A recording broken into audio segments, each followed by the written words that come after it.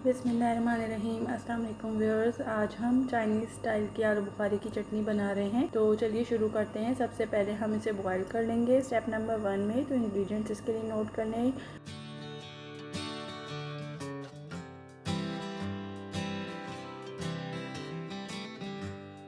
सबसे पहले हम 2 कप पानी ले लेंगे और इसको हम बॉईल करने के लिए एक देगची में या किसी भी पैन में आप रख दें चूल्हे पर मीडियम आंच में। और उसके बाद इसमें आधा कप भीगे हुए आलू बुखारे हम डाल देंगे।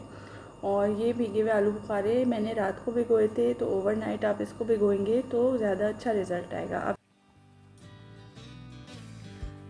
अब जैसे ही ये आलू बुखारे और पानी जो है वो बॉयल होना शुरू हो गए हैं, तो हम इसमें चीनी डाल देंगे। चीनी भी आधा कप डालेंगे।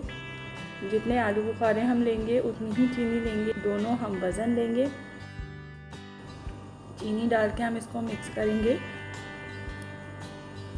और इसके बॉयल होने का इंतज़ार करेंगे।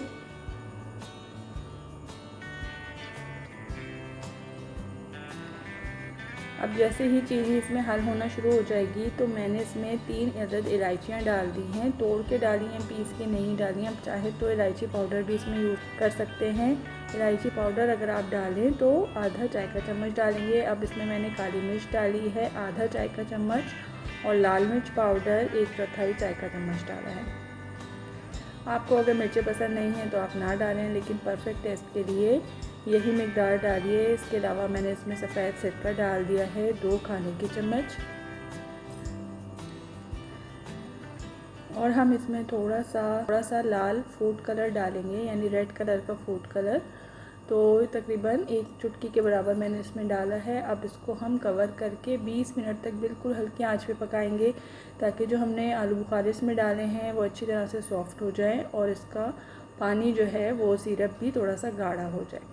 अब स्टेप नंबर 2 हम देख लेते हैं। 20-25 मिनट गुजर गए हैं, तो पानी जो है वो काफ़ी कम हो गया है, आप देख रहे हैं, और काफ़ी गाढ़ा सा इसका सिरप बन गया है। आलू बुखारे मैंने इसमें निकाल ली हैं अलग। आप चाहें तो आप ब्लेंडर में ब्लेंड कर लें तो वो भी अच्छे बन जाते हैं, और चाहें तो इसको ऐसी चम्मच से या कांटे की मदद से कुचल लें तो वो भी सही बन जाता है। ये मैंने कांटे से इसको मैश कर लिया है। अब मैं स्टेप नंबर 3 में ये करूँगी कि जो मेरा ये सिरप तैयार हो चुका था, मैश किए हुए आलू बुखारे इसमें वापस डालकर इसको 1-2 बार बॉईल कर लेंगे, ताकि अच्छी तरह से इसमें मिक्स हो जाए और एक जैसी ही चटनी बन जाए।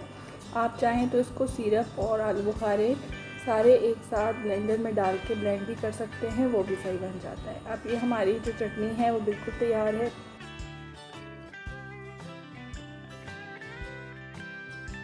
चटपटी सी खट्टी मीठी आलू बुखारे की चटनी बिल्कुल तैयार है। इसको आप जार में भर के और फ्रिज में रख सकते हैं। 1 हफ्ते तक आराम से आपकी चलती है, कोई इसमें प्रॉब्लम नहीं होगी, बिल्कुल भी ख़राब नहीं होगा।